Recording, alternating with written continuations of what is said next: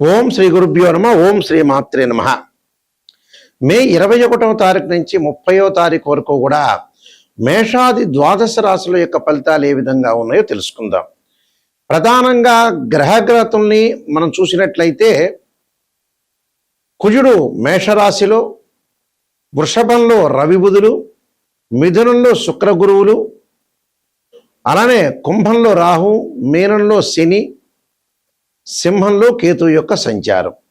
ఈ గ్రహగతుల్ని మనం చూసినట్లయితే ప్రధానంగా మేషాది ద్వాదశ రాశుల వాళ్ళకి ఏ విధంగా ఉండబోతుంది, ఉద్యోగపరంగా, వ్యాపారపరంగా, ఆరోగ్యపరంగా, కోర్టు సమస్యలు, సంతానము, వివాహము, ప్రమాదాలు, అలానే నిరుద్యోగులకు ఉద్యోగ అవకాశాలు, అలానే వస్తువులు కొనుగోలు చేయటం, క్రయ విక్రయాలు, ఇలాంటి మొదలగునవన్నీ కూడా ఏ విధంగా ఉండబోతున్నాయి అంటే జీవితంలో ఎలాంటి సాధించబోతున్నాడు, ఎలాంటివి, దానిలో నెగిటివ్ ఏంది, పాజిటివ్ ఏంది, ఖచ్చితంగా జీవితంలో నెగిటివ్ తెలుసుకోవాల్సిన అవసరం ఖచ్చితంగా ఉంటుంది లైఫ్లో. ఆ నెగిటివ్ని మనం పాజిటివ్ చేసుకోవటం ఎలాగా అనేది ఆలోచన చేస్తేనే మన లైఫ్ అనేది ముందుకు వెళ్ళే అవకాశం ఖచ్చితంగా ఉంటుంది. ఎప్పుడు కూడా మనం పాజిటివ్ అనేది కాదు, ఇక్కడ పాజిటివ్ అనేది సహజంగా మీకు తెలిసిన విషయమే. కానీ నెగిటివ్ని పాజిటివ్ చేసుకొని మనం సూపర్ స్టార్స్ కావటం ఎలాగా అంటే శ్రేయ లోపం మెరుగుట పెద్ద విద్య, లోపం ఎరిగిన వాడే పూర్ణవుతాట. అంటే మన లోపాలని మనం సవరణ చేసుకొని ముందుకెళ్తే జీవితం అనేది సార్థకత అవుతుంది. అంటే పిల్లల యొక్క చదువులు, వాళ్ళ వివాహాలు, మన గ్రోత్, ఎకనామిక్ గ్రోత్, ఫైనాన్షియల్ పరంగా ఉండే డెవలప్మెంట్స్, ఫారిన్ కంట్రీస్కి వెళ్ళటం, ఇలాంటివన్నీ కూడా ఏమిటి, ఏ విధంగా ఉండబోతున్నాయి అంటే అనవసరమైన ఖర్చులు పెడుతున్నామా, అనవసరమైన బిజినెస్ చేస్తున్నామా,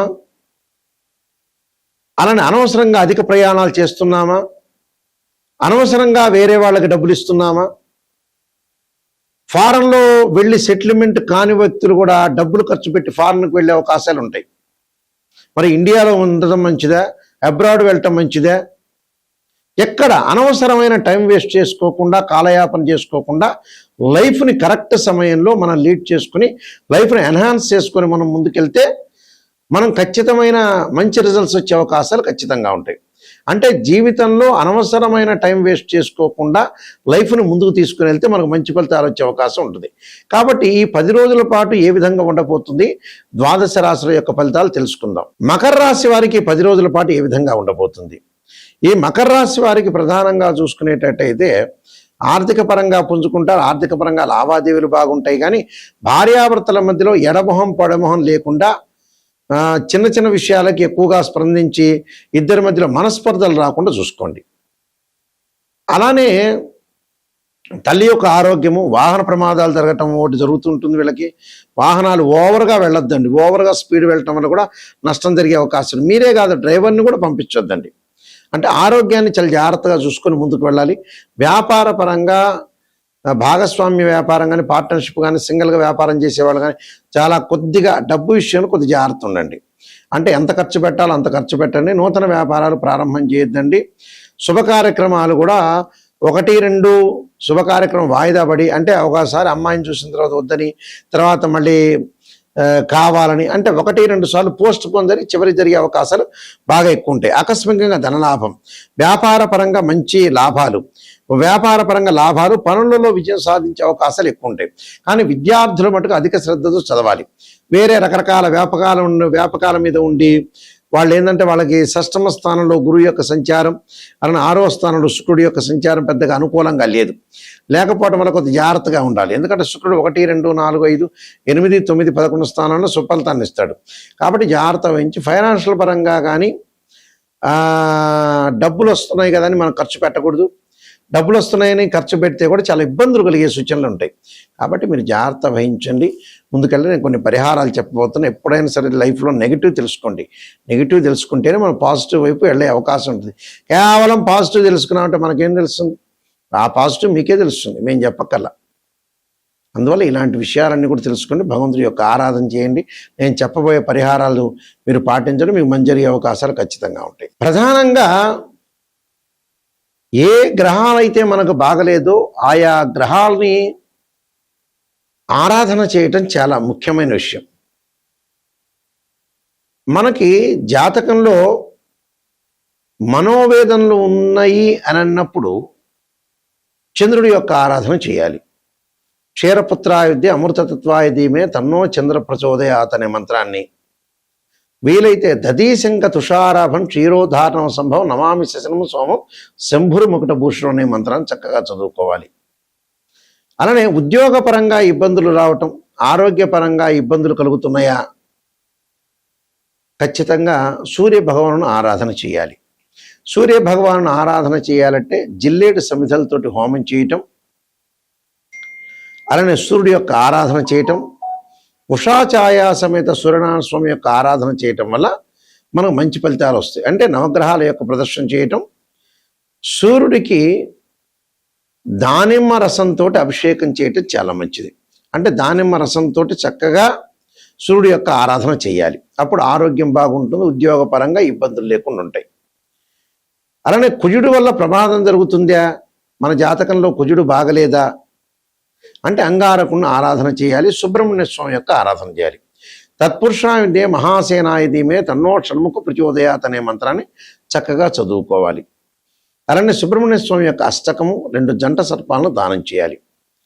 బుధుడి వల్ల వ్యాపారపరంగా ఇబ్బందులు కలుగుతున్నాయా, బుద్ధి వికసించట్లేదా, జ్ఞానం అనేది పెరగట్లేదా, మనం చేసే పని ఏం చేస్తున్నాం అర్థం కాకుండా ఉంటుందా, అంటే బ్రెయిన్ మెచ్యూరిటీ వాల్యూస్ పెరగట్లేదా అంటే బుధుడి యొక్క ఆరాధన చేయాలి. ఇలాగ విష్ణు సహస్రనామాన్ని పారాయణం చేయటం ఒకటి, ఓం నమో నారాయణాయ నమః అనే అష్టాక్షరి మంత్రాన్ని బుధవారం రోజున చదువుకోవటం చాలా మంచిది. దాంతోపాటు పెసలు దానం చేయటం చాలా మంచిది. అలానే ధనకారకుడైన గురువు బాగుండట్లేదా, విద్య యందు విద్యార్థులకు అనుకూలంగా లేకపోతే దక్షిణామూర్తి స్తోత్ర పారాయణం చేయటం, దత్తాత్రేయ స్వామి యొక్క పారాయణం చేయటం, అలానే గురువుకి అంతరిక్ష దేవతైన తారా మహాదేవి యొక్క స్తోత్రాన్ని పారాయణం చేయాలి. దాంతోపాటు వివాహం కావట్లేదా, వివాహానికి అడ్డంకులు వస్తున్నాయా అంటే శుకుడి యొక్క ఆరాధన చేయాలి. అంటే వివాహం కాని అమ్మాయిలు వరపాశుపతాశ్రుద్రాభిషేకం, అఘోర గౌరీపాశుపతాశ్రుద్రాభిషేకం, అబ్బాయిలు కన్యాపాశుపతాశ్రుద్రాభిషేకం చేయాలి. ఎల్నాటి శని అంటే జన్మశని, వ్యయశని, ద్వితీయ శని ఎల్నాటి శని అంటాం మనం. అలానే అర్ధాష్టమ శని, అష్టమ శని, కంటక లేదా పొంగు శని ఉందా, శని మహర్దశ సరిగా లేదా అని అంటే ఖచ్చితంగా శని యొక్క ఆరాధన చేయాలి. నీలాంజన సమాభాసం రవిపుత్రేమాగ్రజం ఛాయామార్తాండ సంభూతం తమ నమామి శనైశ్వరం మంత్రంతో పాటు దక్షిణాకాళి యొక్క స్తోత్ర పాలనం చేయటం, అలానే నల్లని ద్రాక్షారత్నంతో శనికి అభిషేకం చేయటం చాలా మంచిది. అలానే విదేశాలకు వెళ్ళలేకపోతున్నారా, చక్షు దోషాలనేవి ఉంటే రాహు యొక్క ఆరాధన చేయాలి. రాహుకు అధిష్టాన దేవతైన దుర్గాదేవిని, అలానే సర్పాన్ని ఆరాధన చేయాలి. అంటే నాగరాజాయుధే పృథ్వీధరాయుధమే తన్నో సర్ప ప్రచోదయాత్ అనే మంత్రాన్ని చదువుకోవాలి. అలానే కేతు యొక్క దోషం ఉంటే గణపతి యొక్క ఆరాధన చేయాలి. అంటే గణపతిని గకార అష్టోత్తరంతో ఆరాధన చేయాలి. అలానే ఇక్కడ దానితో పాటు ధనానికి సంబంధించిన ఇబ్బందులు కలిగితే ఓం యక్షాయ కుబేరాయ వైశ్రవణాయ ధనధాన్యాధిపతే ధనం ధాన్యం సమృద్ధిమే దేహిమే దాపయస్వ అనే మంత్రాన్ని కూడా చక్కగా చదువుకోవటం చాలా మంచిది. అలానే శత్రువులు ఎక్కువగా ఉన్నారా, కార్తవీర్యార్జునుడి యొక్క మంత్రాన్ని, భగళాముఖి అమ్మవారి యొక్క ఆరాధన చెయ్యాలి. అలానే రాహుకేతుల యొక్క దోషం ఉంటే కూడా ధూమవతి యొక్క అమ్మవారి యొక్క ఆరాధన చేయటం చాలా మంచిది. ధూమవతి యొక్క ఆరాధన చేయటం వల్ల కూడా మనకి దోషం అనేది తొలగిపోతుంటుంది. అలానే వివాహం కావట్లేదు, దగ్గరకు వచ్చినట్టు వచ్చి వివాహాలు వెనక్కి వెళ్ళిపోతున్నాయా, కమలాదేవి యొక్క స్తోత్ర పాలనం చేయటం కూడా చాలా మంచిది. అంటే ఇవన్నీ కూడా ప్రత్యేకంగా రెమెడీస్, ఇవన్నీ కూడా గోచారరీత్యా చెప్పబడే ఫలితాలు మాత్రమే గుర్తుపెట్టుకోవాలి. ఇవన్నీ కూడా మనం చెప్పే ఫలితాలు ప్రతిసారి కూడా రాశి ఫలితాలు 20% సూచనలు మాత్రం. కానీ 80% ఎలా ఉంటుంది, బర్త్ చార్ట్ మీదే డిపెండ్ అయి ఉంటుంది. బర్త్ చార్ట్ అంటే ఏమిటంటే ఒక చెట్టు కింద వేళ్ళు అని అర్థం. ఆ వేళ్ల పైన కాండం ఉంటుంది, దాని కొమ్మలు ఉంటాయి, ఆకులు ఉంటాయి. ఆకులు అంటే ఏమిటంటే గోచారం. ఆకులు ఎలా ఉంటుంది, రైన్ సీజన్లో వస్తుంది, వింటర్ సీజన్లో అలానే ఉంటే, సమ్మర్ సీజన్లో కింద పడిపోతుంటాయి. ట్రాన్సిట్ సిస్టానికి అలానే బర్త్ చార్ట్కి లాట్ ఆఫ్ డిఫరెన్స్ ఉంది. కానీ నిజంగా ఆస్ట్రాలజర్ని ఎవరైనా అప్రోచ్ అయితే ఎవరినైనా సరే, మమ్మల్నే కాదు మీరు ఏరే వాళ్ళైనా సరే అప్రోచ్ అయినప్పుడు గురువుగారు నిజం చెప్పండి, నెగిటివ్ అయినా పాజిటివ్ అయినా చెప్పండి అని తెలుసుకోవాలి. చాలామంది కూడా ఈ మధ్యకాలంలో ఏం చేస్తున్నారు, పాజిటివ్ చెప్పడానికి ఊవిర్లాడుతున్నారు. ఆహా, ఆ ఆస్ట్రాలజర్ నాకు పాజిటివ్ చెబుతున్నారేమో, మరి అద్భుతంగా చెబుతారు, నేనంతా నెగిటివ్ అయితే నేను వినలేను, ఆ చెవులకి నాకు నెగిటివ్ ఎక్కదు అని ఆలోచన చేసేవాళ్ళు చాలామంది ఎక్కువ ఉన్నారు. దానివల్ల ఆస్ట్రాలజర్స్కి నష్టం ఉండదు. ఆస్ట్రాలజర్స్ మిమ్మల్ని పొగుడుతుంటారు, మీరు హ్యాపీగా 10 నిమిషాల్లో కన్సల్టింగ్ ఫీజు ఇస్తారు, ఆ 10 నిమిషాల్లో హ్యాపీగా ఫీల్ అవుతారు. కానీ ఒకరోజు 1 గంట హ్యాపీ కాదు అది. నిజంగా జీవితంలో తెలుసుకుంటే, నెగిటివ్ని తెలుసుకుంటే దాన్ని సర్దిద్దుకునే అవకాశం ఖచ్చితంగా ఉంటుంది. ఆ విషయాలు ప్రతి వాళ్ళు కూడా గమనించాలి. చాలామంది కూడా ఆలోచన చేస్తున్నారు నెగిటివ్ నెగిటివ్ నెగిటివ్ అని. పాజిటివ్ పాజిటివ్ ఆలోచన. పాజిటివ్ ఏముందండి, పాజిటివ్ మీకు తెలిసిందే. మీకు ఎంత ఉద్యోగం ఉంటుందో తెలుస్తుంది, మీ జీవిత చరిత్ర ఏందో మీకే తెలుస్తుంది. కానీ రాబోయే రోజుల్లో నెగిటివ్ ఎలా ఉండబోతుంది, దశలు అంతర్దశలు ఎలా ఉంటాయి, 16 లగ్న కుండల్ని అనాలిసిస్ చేయటము, అలానే 16 లగ్న కుండల్లో కూడా డివిజనబుల్ చార్ట్స్ ఉంటాయి డిగ్రీల్లో. మ్యాథమెటికల్ క్యాల్కులేషన్ చేయాలి. చేసి జాతకాన్ని ఏ విధంగా ఉండబోతుంది, ఉద్యోగం ఎలా ఉండబోతుంది, వివాహం ఎలా ఉండబోతుంది, ఆరోగ్యపరంగా ఎలా ఉండబోతుంది, దానిలో సర్పదోషాలని, కాలసర్పదోషాలని, పునర్భవ దోషాలు ఉన్నాయా లేదని టెస్ట్ చేసుకోవాలి. లేకపోతే వెల్ అండ్ గుడ్. ఒక అమ్మాయి యొక్క వివాహాన్ని కానీ అబ్బాయి యొక్క వివాహాన్ని కానీ అనాలిసిస్ చేసేటప్పుడు రాశిచక్రము, భావచక్రం, నవాంశము D9 చార్ట్ ఉంటుంది. అలానే దశలో అంతర్దశలు అనాలిసిస్ చేయాలి. ఒక వృత్తిపరంగా మనం ఉండాలి, ఎలా ఉండాలి, ఆ వృత్తి కలిసి వస్తుందా లేదా అంటే రాశిచక్రము, భావచక్రం, దశమాంశ చక్రము, దశలు అంతర్దశలు. సంతానం కలుగుతుందా లేదంటే రాశిచక్రము, సప్తమాంశ చక్రం, భావచక్రం, దశలు అంతర్దశలు. ఇవి కంపల్సరీ కూడా అనాలిసిస్ చేయాలి. ఇంకా డీప్గా స్టడీ చేస్తే అష్టవర్గును కూడా మనం డీప్గా స్టడీ చేయొచ్చు. అంటే ఆస్ట్రాలజీలో రకరకాల పద్ధతులు ఉన్నాయి. కేపీ సిస్టమ్ అని, బివి రామన్ అని, వైదిక ఆస్ట్రాలజీ అని, ఇంత సబ్జెక్ట్ ఉంది. డిగ్రీలో క్యాలిక్యులేషన్ చేసేటప్పుడు ఉదాహరణకి గురువు ఉంటాడు. గురువు మకర రాశిలో 5 డిగ్రీలు ఉచ్చ, 5 డిగ్రీల వరకు నీచ, 5 డిగ్రీల నీచ, తర్వాత 5 డిగ్రీల తర్వాత పరమనీచ. అంటే మకర రాశిలో గురువు నీచత్వం ఉంది.